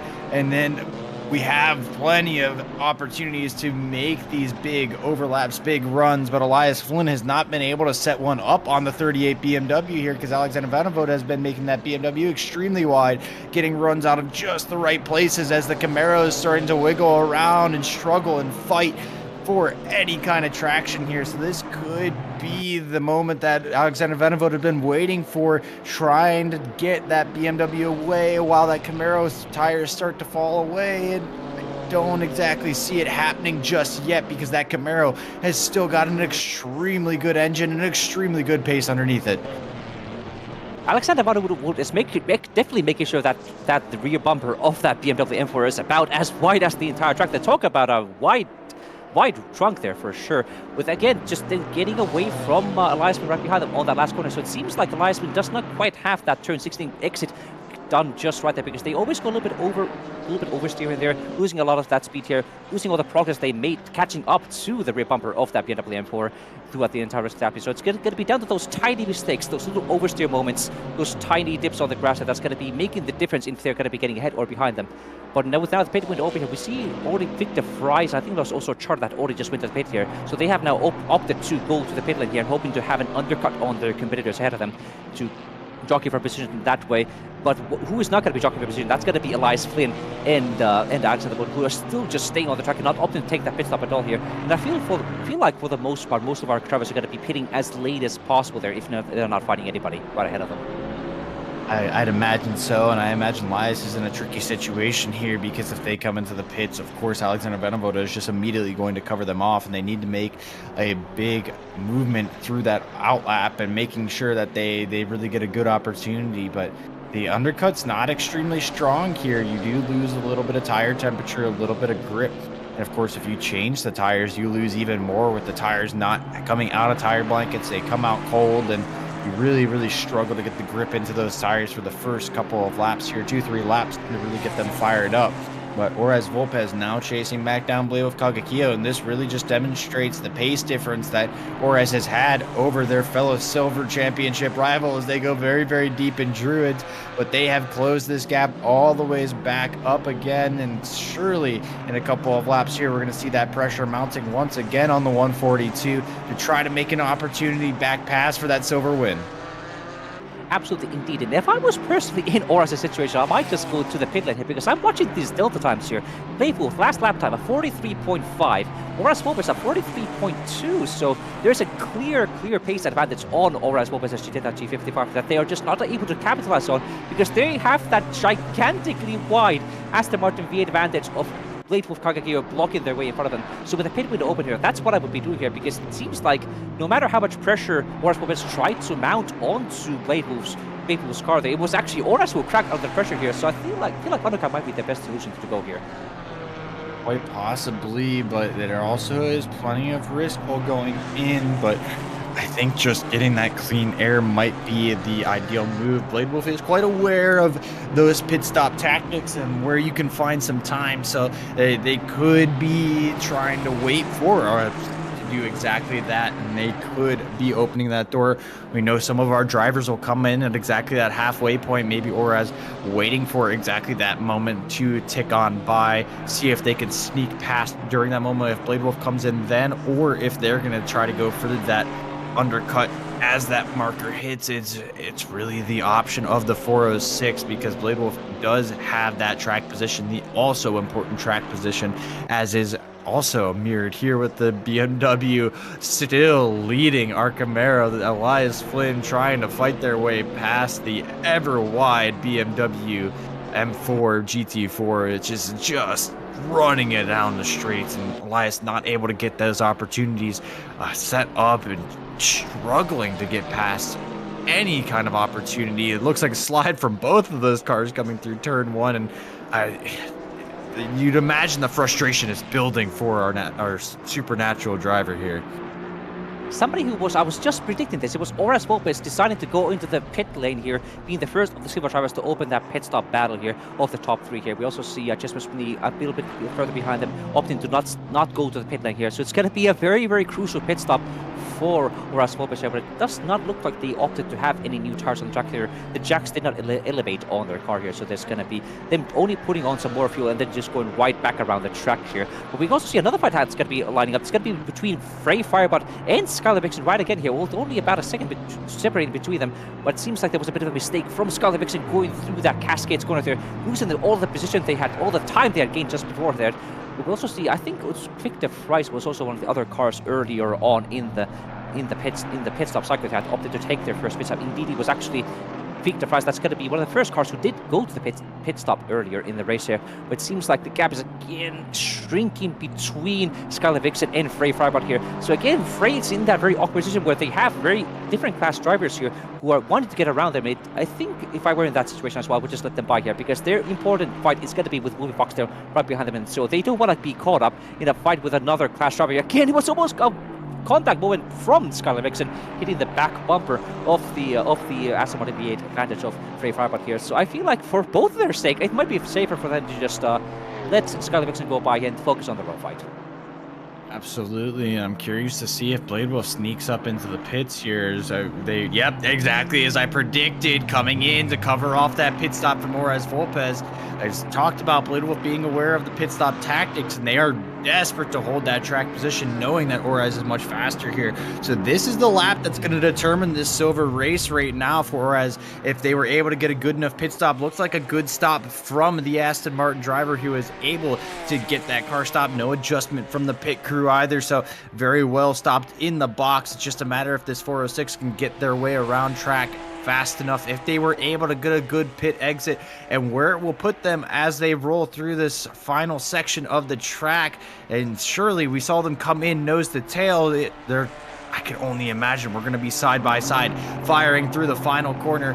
Pit limiter on for the Aston Martin, and it could be a little bit of a gap coming from our silver drivers, but needs to get those tire temperatures up for the 142. I think possibly might not have seen it, but with a gap like that, I think Orez actually might have taken tires and we just missed out on it, because a 6-second gap, that would have to have been a massive mistake. So I think Orez Volpez might have been opting for the alternate strategy here to take those tires, take a little bit more grip, and maybe force that issue in the last couple of minutes in this race. Yeah, that's going to be something we will watch very much closely later on in the race. But something what we're watching right now, that's going to be still the fight between Elias Flynn and Alexander Van der Poel here. Again, nothing separating these two competitors here. Still, again, neither of them opting to go into the pit lane to try going for an undercut of the track here, with both of them just deciding, even though they're not fighting for class, even though they're not really fighting directly for points there, they just want to have a fun fight. I think that's what they're focusing right now. Again, Elias Flynn almost brushing the bumper of that BMW M4 GT4, going down into turn 2 Stentons, into turn 3 Cascades here, with Alexander Wood getting a bit of an awkward moment there, with Elias Flynn cutting the deep into the grass on the inside of Cascades Corner here, trying to get actually a bit of a worse launch from compared to Alexander Van der Poel here, going down through turn 4 there. Now going to be going back on the fight between Tyler Van Beek and Luis Alfonso here. It looks like they are pretty evenly matched looking at our lap times here, both hitting about those 41.7.8 lap times here. So again, also for our top fight here, it could be just down to getting a good pit stop there. That could be determining who's going to be ahead at the end of the pit stop cycle. Yeah, absolutely. So it's going to be a very, very big challenge for the rest of our drivers here. I want to see how quickly that gap closes up between Blade Wolf and Orez Volpez, because that is going to be a very big talking point if that opportunity can happen. But you can see our pit stops there on the left side of the timing tower here as we pass the halfway point of the race here. Only 4 of our drivers so far have made that pit cycle, 2 more in the pits currently, as we're going to see that field shuffling about, some of those positions moving around quite a bit. And curious to see when these 2 drivers are going to come into the pits as we roll that 38 and 77 through the final section of the track again here. Again, halfway point is a pretty common spot for most of our drivers to come in.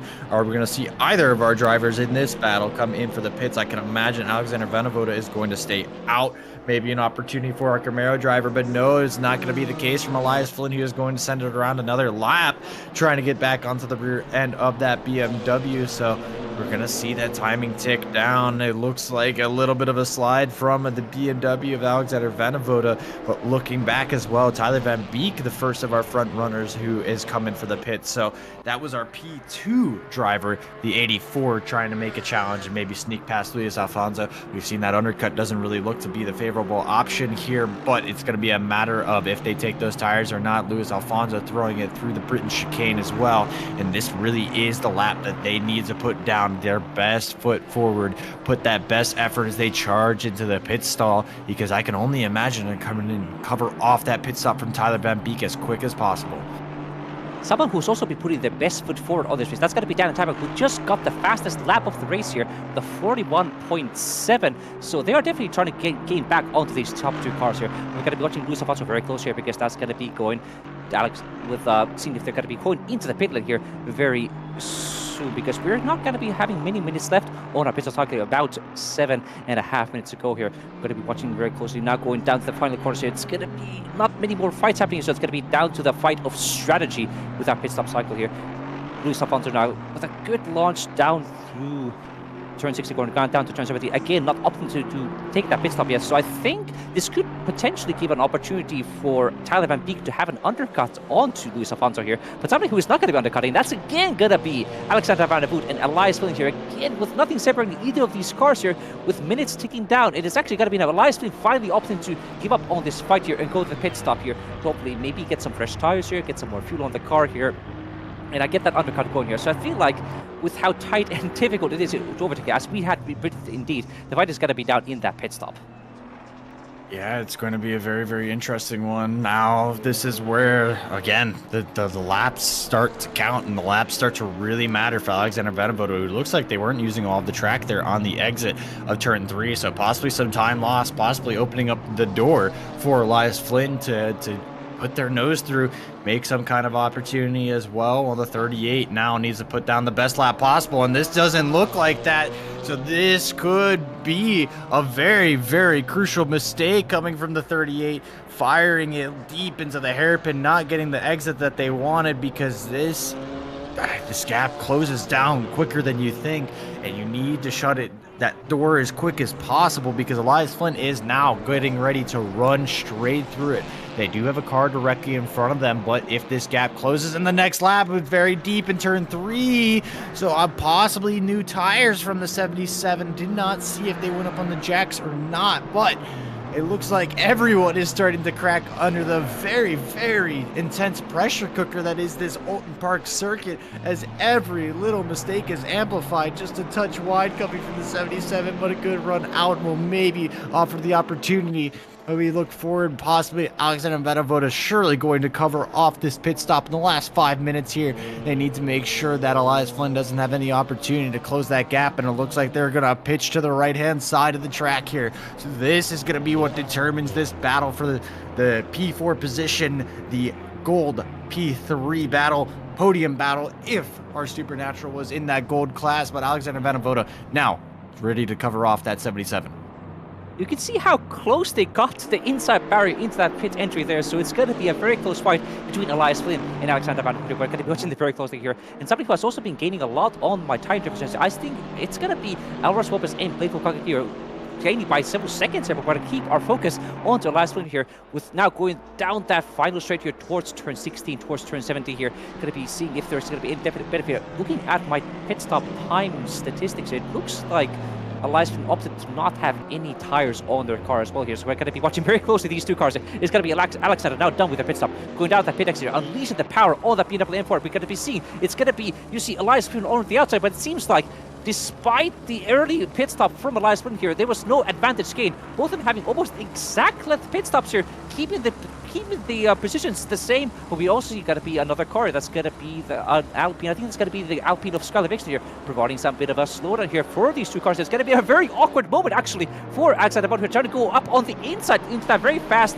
left-hand turn. That's going to be given a chance for Elias Flynn to get up on the inside. They're having a bit of a look here. You can see almost the lapped car. They're almost touching on the BMW M4 there. So this lapped car might be just exactly what Elias Flynn needs to get back out to the fight here. But another fight that we also see that's going to be between Victor Fries and Jesper Swindley here. Only a couple of tenths between the end there, because I think there was another insert from I think that's going to be Aston Martin of Luna Taylor here ahead of it. Again, another lap traffic car there, providing a very, very crucial moment of opportunity for Jesper Swindley and Victor Fries here. We can see Luna Taylor almost diving themselves off the track there to not get into this fight here. It seems to be their priority here. They're just trying to survive here. But Jesper Swindley is definitely trying to also survive here, chasing down the Alpine of that car here. But it's going to get down to Oros Lopez, now caught up to the rear bumper of Leipoldt Kakageo here. We can see they've been catching at a rate of knots here. Oros Lopez getting almost mid-42s here, with Leipoldt Kakageo only getting mid-43s with their aging old tires here. So it's going to be, actually that's going to be Victor Fries. That's going to Victor Fries spun out on the track there. I want to see a replay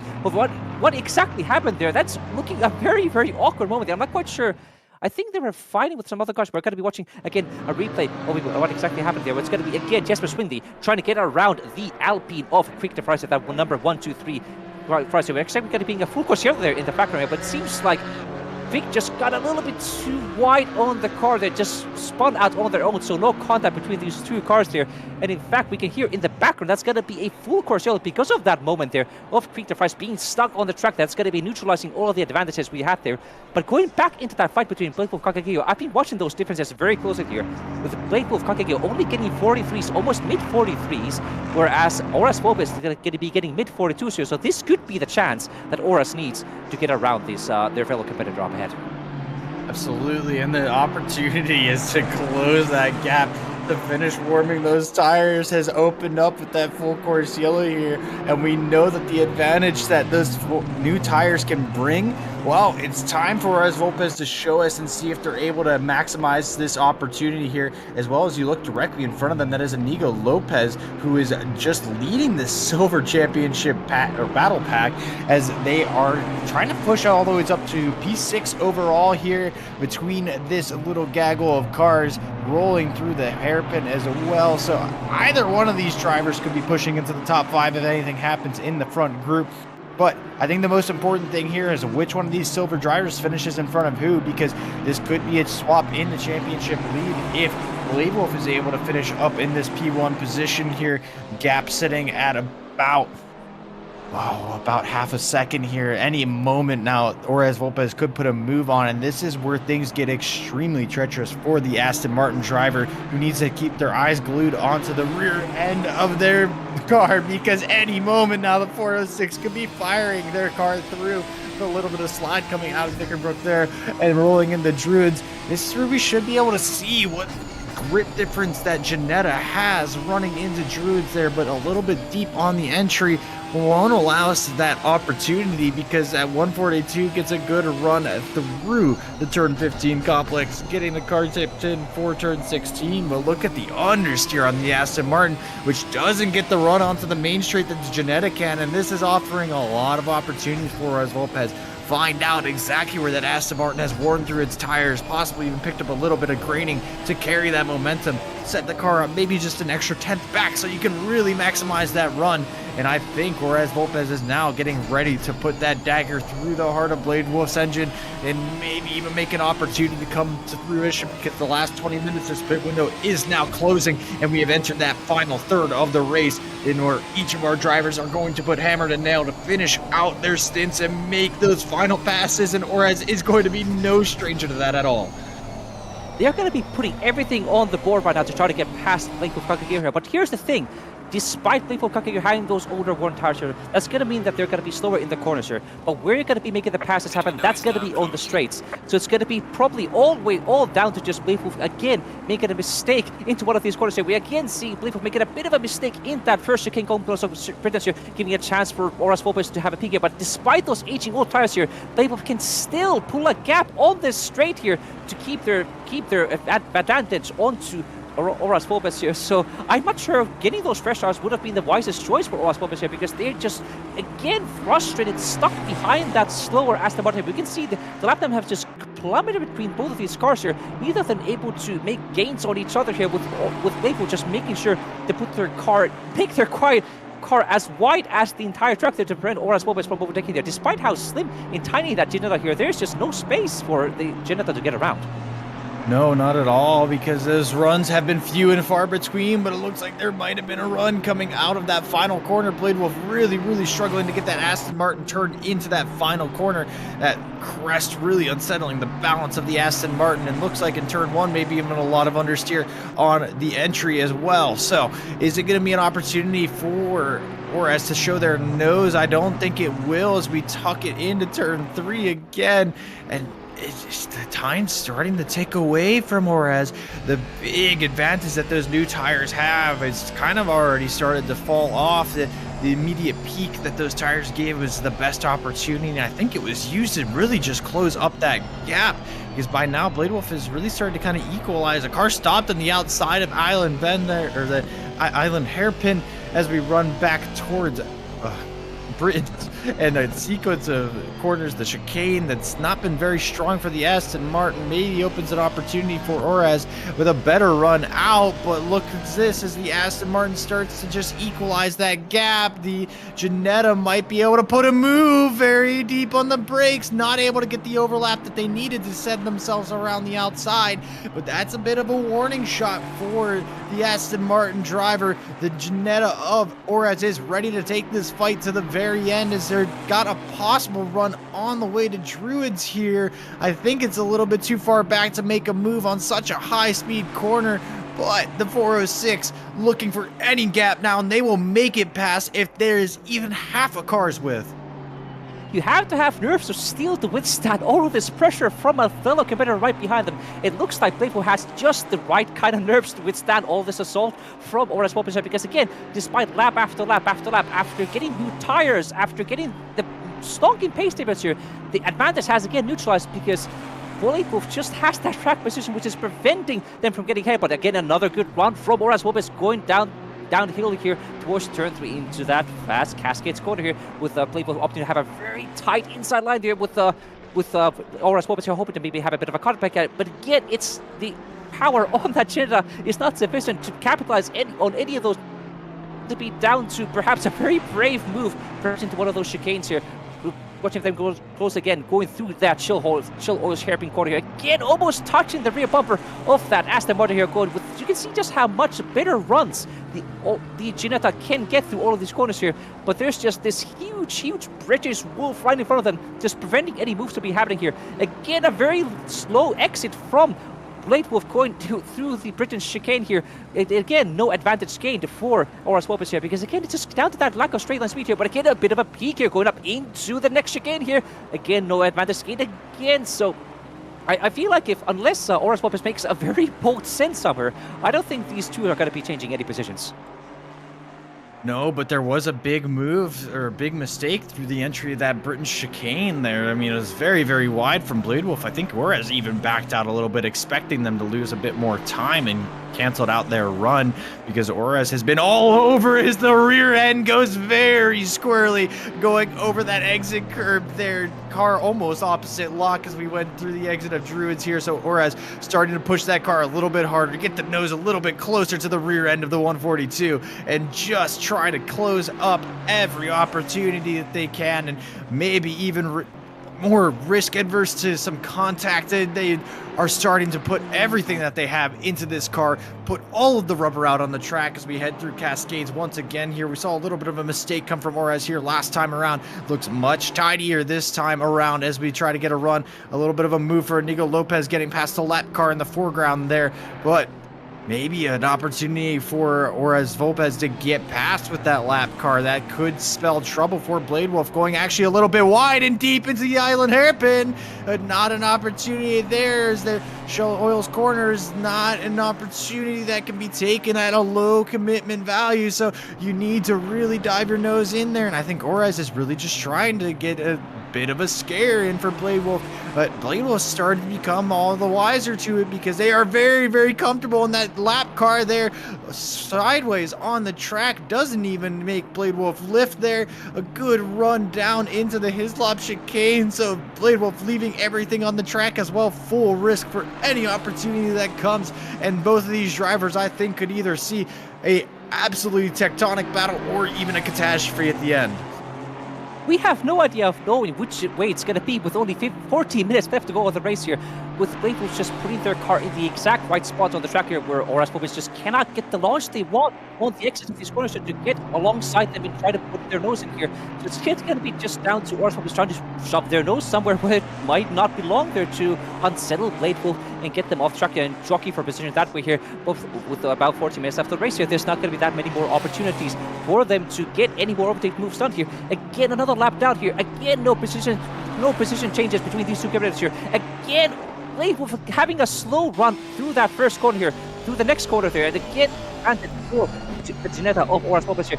Watching very close again, going through the Cascades corner. We can see just how close Orez can get, but even with the advantage of slipstream behind that monstrous V8 of the Aston Martin V8 advantage, there's just nothing Orez can do to get up to them. So it's going to be, again, almost sideways through that fast right-hander off Island Bend here, going into Michelle Oil's corner here. So it's gonna be just down to that mistake, trying to maybe unsettle the Aston Martin ahead of him to maybe go a bit on the track there. So I think that's going to be an author here. Again, going deep here into the chicane of Britain, so trying to get around. So that could be the chance here. But no, it's going to be Playful shutting the door here, pushing the down on the grass here. So despite all the pressure that is mounting on Playful Kaka here, they're just making sure to get their car in the exact right position, actually even pushing Oras Moments White there to keep them ahead. So no love lost between these two competitors for sure. Absolutely, but I think that Aston Martin is also looking a bit worse for wear on the grip there, because we saw them immediately go wide in the Hislop chicane. So I think possibly a big struggle from the 142. Now starting to have those tires dramatically fall away from them. This is where the advantage of those new tires is really going to start to shine once that wear starts seriously kicking in for that much heavier, much more lumbersome Aston Martin rolling through the final corner again. And you can see that gap just close up a half a car length, full car length, as whereas Volpez getting that momentum back to get back to the rear end of that Aston Martin, and it's not leaving any opportunities. Every single time Juarez falls back, they immediately push back forward up to the rear end of the Aston Martin, and I struggle to see where Juarez can make an opportunity, though. That was their best opportunity, and getting shuffled wide is a real big struggle to put those two tires, lose that momentum, and be able to just stay through, almost having to accept contact if you want to make this move past, because that Aston Martin is clearly struggling to just stay on the circuit as it sits. So need to almost force it to stay on its line once you get that nose across. And I think Juarez might start becoming aware to that with that little bit of a move, shuffling them off to the grass here, because once it gets physical, just that one time, those gloves start coming off, things start getting a little bit more aggressive, and people start being a little more willing to put their door onto the other. And I think that might have been that trigger moment for Juarez to get that car, get those elbows out, and really push their way past. If it does get physical between those cars here, that's going to be a very fine line they're going to have to walk there, because if the stewards deem that to be an incident of forcing them off track there, that's going to be a disastrous time penalty for the Ginetta T55 there. So they're going to be walking a very fine line if they want to be trying to shove their way past the Aston Martin V8 of Playful Kaka here right ahead of them. But something else I want to be paying attention to, it's going to be our fight for the top three here, because I'm watching the differences here. It's going to be Dallin Tapper actually still gaining on to Tyler Van Peek here lap after lap. I'm seeing a couple of tenths separating them. It's a couple of tenths gained on every single lap here. We're going to be keeping our attention again on the Silver Championship title fight here, potentially, with Bladewolf still ahead so far. And also, looking at the points, with only a couple of points separating them, I think it could be close to even between these two competitors who are going to the final round here. So I think the pressure is mounting on both, with Bladewolf just being able to withstand all of it like a trooper. Again, almost a Sin going through that fast Cascades corner there with nothing. With Bladewolf just seems to be almost a robot there, just making sure to keep their car ahead and not cracking under pressure. No, not at all. Heading to the Island Bend again, once more getting it set up for Shell's Oil corner, getting the car tipped in. It's not an opportunity once again for the Ginetta, but closing that gap all the ways, front to rear.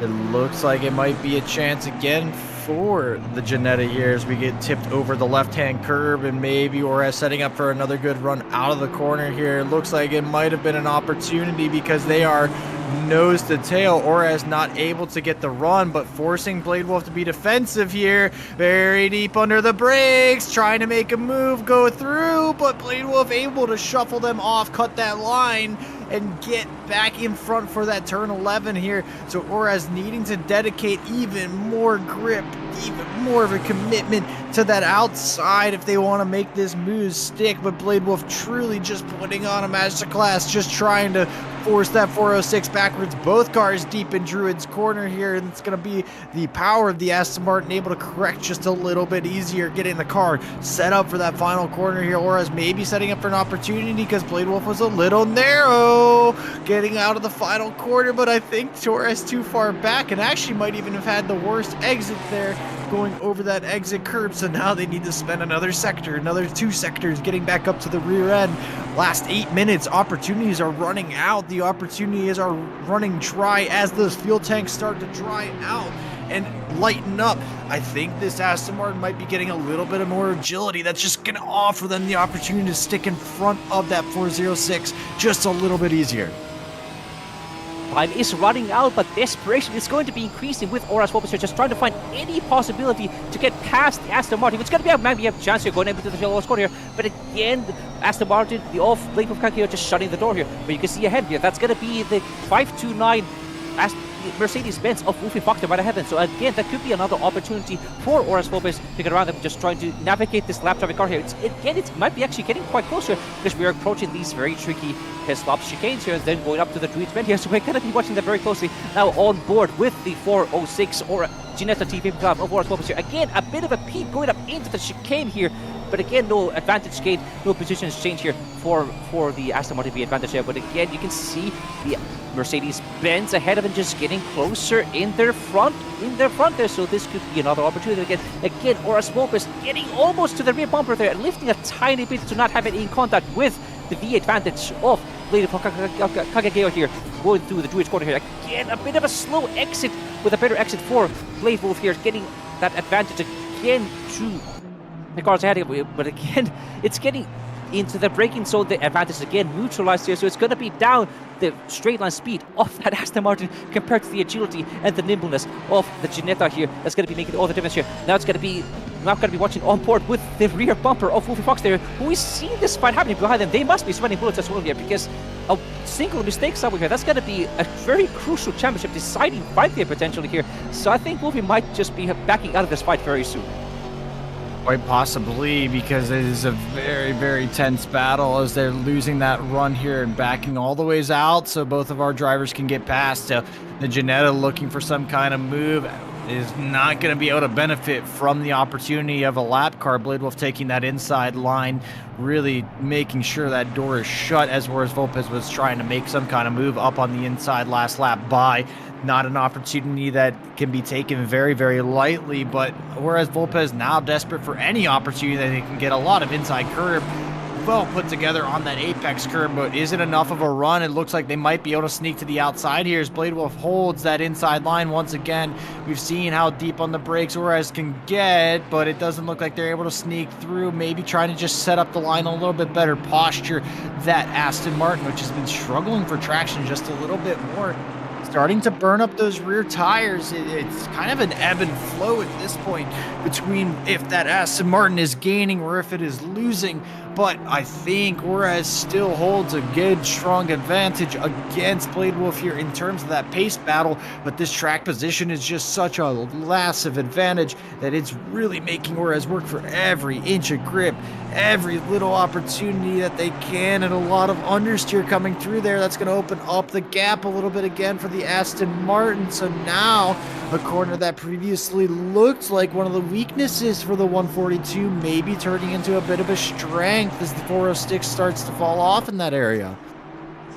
Yeah, the further on the race goes here, the more worn out Oras' tires are also going to be. So the advantage they had at the start of our pit stop cycle there, that's going to be slowly getting neutralized here. Again, no positions get here, and Blade Wolf seems to be able to put their car in the exact right position to prevent those sends from Oras Focus here. You saw that going into that turn 10, 11, 12 chicane here, that Blade Wolf just puts their car right in the middle of the track here, so Oras does not get the opportunity to make a dive up on the inside and force them wide there, which is going to force them to put themselves into that more inopportune outside line there, which then just gives the better run for Blade Wolf into that chicane here. So it's just going to be, again, probably the same scenario here, going down to up the hill, down the hill, to the chicane here. Again, Oras Wolf is nearly getting into the bumper of Blade Wolf here. Again, Blade Wolf getting that defensive inside line thing with, again, Oras Wolf is trying to have a peek on the outside there, but again, a better exit from Blade Wolf Kagegeo, but a poor exit going through the turn limit there. I think that could be another opportunity for Oras Wolf to get a better run on the up the hill here, but again, no precision gate here, because again, it's always down to that exit. As long as Oras Wolf can get their nose shoved into the right corner on the inside line there, they could just force the other competitor out onto the poorer part of the track there, but that has not happened so far. And with only 3 minutes left to go here, there's not going to be many more opportunities for Oras Wolf to make that send. Make a send! I'm begging you, please! Ascend looks like everything that Ores has left that they haven't fully committed to. We've seen a couple opportunities where they could have sent it in Shell Oil's corner, and it could be an opportunity that they might have to send sometime soon here, because soon this race is about to come to a close as Jesper Swingley's closing onto the back of the rear end of them, but Blade Wolf has nothing but close opportunities behind them, because whereas Volpez now maybe losing out a little bit more. That gap's opened up to about a second here as the cars fly down our Lakeside Straight and then into Island Bend. This is where typically the Ginetta has been extremely strong, but that gap is set up to the point that there's no opportunity in here.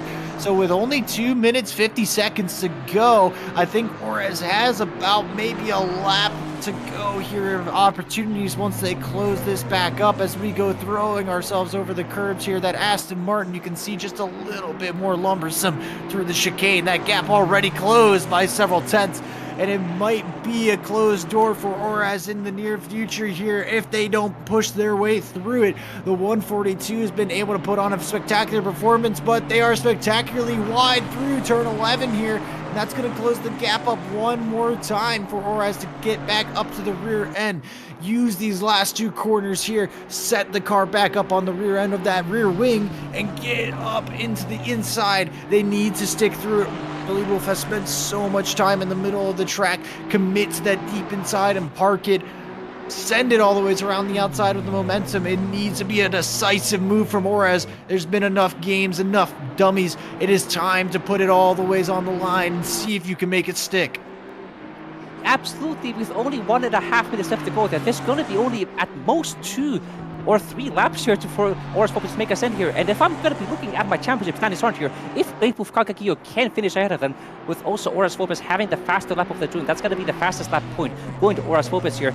But it's going to be almost exactly dead even for these two competitors if they finish like this going into the last round here. So it's going to be a fight of epic proportions here in the Silver Championship here. But again, the fight is still going on here with only a minute left to go here. And again, it looks like the tires on that Ginetta have worn out. They have plateaued onto about the same level as Label here, because there's probably not much more headway gain here. The gap is again staying about the same, about a 7/10 difference here. Again, that was I'm not sure what happened. There was maybe a bit of a freeze into the connection here. Please, I do not have any internet troubles right at the end of the race here. Please stay on here. But again, it just looks like the pace advantage that Ores had is going to be slowly neutralized here. But they seem to have got a bit of a better run here, going up the hill, down into the Hislop chicane here. But again, just a few meters short, a few corners shy of getting that Senbei here. So we now are officially on the last lap here. I think Luis Alfonso just crossed the finish line here with no changes in that top 3 position after that first lap here. So it's going to be easy cruising for them. But that one is not going to be easy cruising. It's going to be these two here with only 1 lap left here. This could be the last. This could be a potential desperation send here coming soon. Absolutely, and Ores needs to send that desperately into the inside and get that car stopped. Well, one more trip through the final corner here before that checkered flag flies as we roll on back onto the main straight. Ores with a good run out, so a good opportunity to possibly get a move past Blade Wolf here in this coming lap. That gap has now closed down to only 0.2 of a second, 1/10 of a second in the mid corner, and a good run as both drivers taking off track, taking all of the space that they can. And I think whereas Volpez with a bigger wiggle lost out a tiny bit more, and that might hurt their opportunities coming up later in this lap here. But we've seen the Ginetta really thrive and perform through this back section of the track. We've seen it gain through the high speed of turn 4 here, and a little narrow from the Aston Martin might open up the door for the Ginetta to close this gap. Hard on the brakes for the hairpin, and we see that close all the ways to almost 0.2 of a second.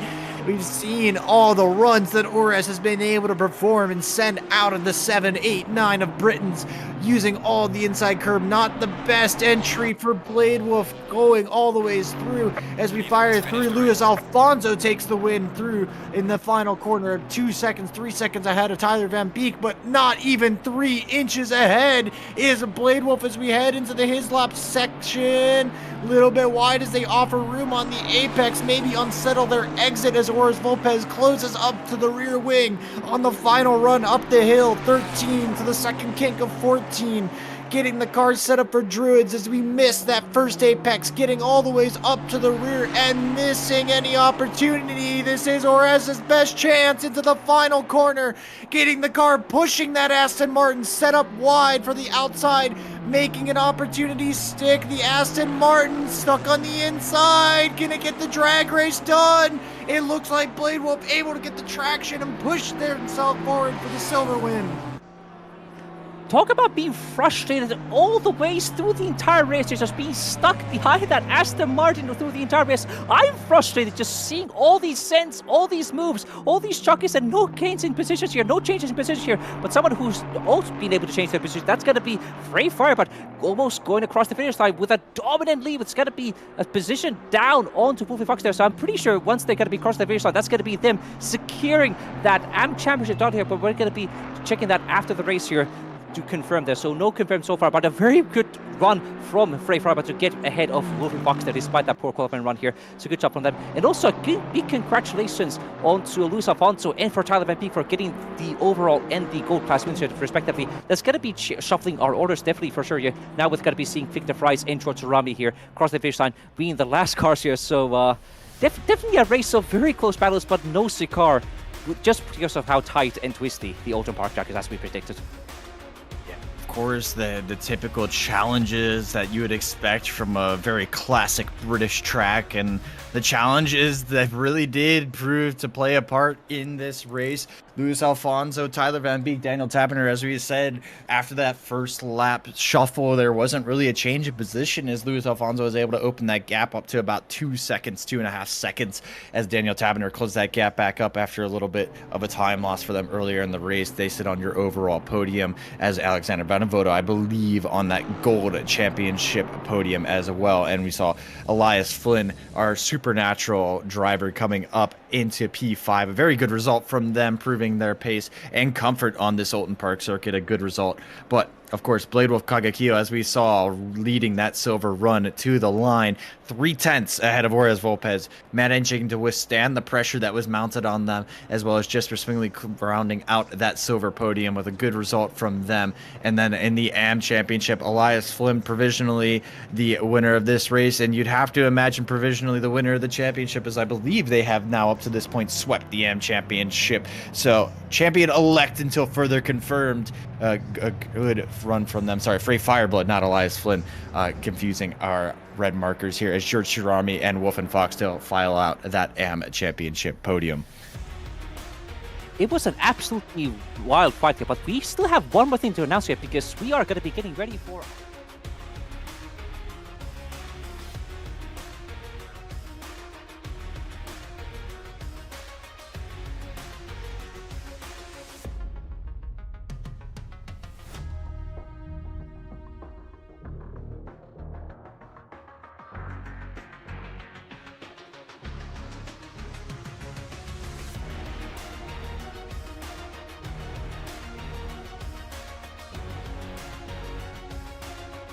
Across the American countryside through road circuits, ovals, super speedways galore. It will really challenge those who are able to fight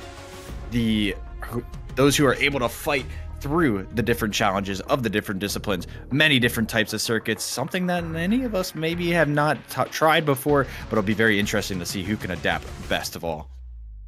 Absolutely, indeed. And we still have one more round left of our very incredibly tight championship in the GT4 Season 4 Championship. It's going to be next week, the finale in Zolder. So make sure to stay tuned for that. And also make sure to sign yourselves up for that ARCA Velocity Tour Challenge coming up next month here. But for now, I think all of us need to have another break, another rest of our voices here after a very exciting round in Oulton Park here. So my name has been Denak, joined by Jordan Johnson here in the commentary booth with Paliku'i here behind the cameras, making sure to have all of those amazing moments throughout the entire race here. So thank you again, everybody. See you all next week for an epic finale.